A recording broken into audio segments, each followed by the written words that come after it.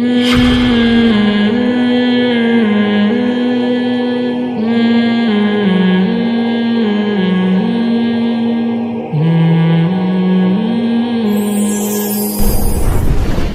کو بنا دیں میرے بھائی کو. علماء کہتے ہیں اس سے پتہ چلتا ہے کہ اگر, کیونکہ ان کو کیا تھا کہ بھائی میری زبان اس طرح بلاغت نہیں ہے جس طرح ہارون جتنا اچھا کام کر سکتے ہیں اتنا اچھا میں نہیں کر سکتا. آج کسی میں ظرف ہے کہ یار میں جس ویژن کو لے کے چل رہا ہوں, جو میں امت کی خیر خواہی چاہتا ہوں, فلاں آدمی اگر الیکشن میں جیت جائے تو وہ زیادہ اچھا کام کر سکتا ہے بنسبت میرے, لہذا میں پیچھے ہٹ جاتا ہوں, فلاں کو آگے لے آتا ہوں. نا نا نا نا, جتنا ہی اچھا کیوں نہ ہو, جب میں ہوں تو وہ کس کھیت کی مولی ہے, وہ کیوں آ رہا ہے آگے. اس کا مطلب اپنی شخصیت کو نکھارنا ابھارنا مقصد ہے, قوم کی خدمت مقصود نہیں ہوتی. علماء نے ایک مثال بیان کی. علماء کہتے ہیں اگر آپ, علماء یہ مثال علماء کے لیے بیان کرتے ہیں کہ اگر آپ کہیں ممبر پہ بیان کر رہے ہیں, آپ کو خیال یہ کہ اگر فلاں آدمی اس ممبر کو سنبھال کر بات کرے تو قوم کو مجھ سے زیادہ فائدہ ہوگا, تو اگر آپ پھر ممبر نہیں چھوڑتے تو اس کی علامت ہے کہ آپ تبلیغ اپنے لیے کر رہے ہو, اللہ کے لیے نہیں کر رہے.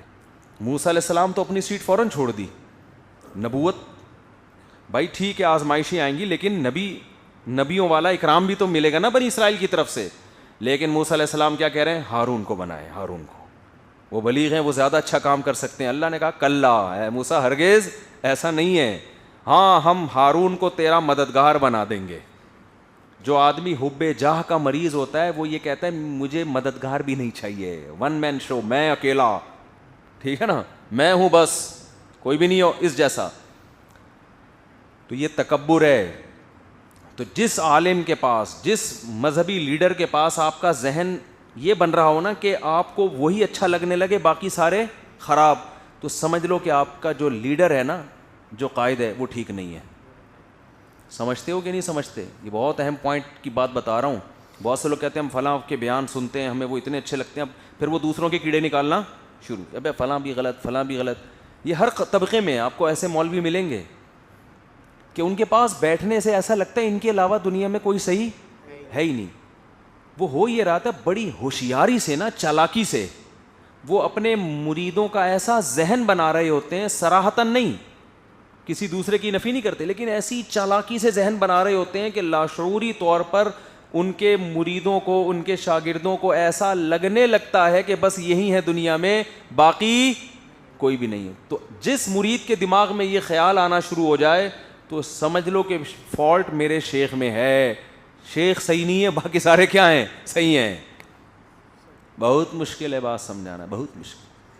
تو ایسے علماء کے پاس جایا کرو جن سے مل کے آپ کو باقیوں سے عقیدت بڑھے, جو بھی دین کی دعوت کا کام کر رہا ہے.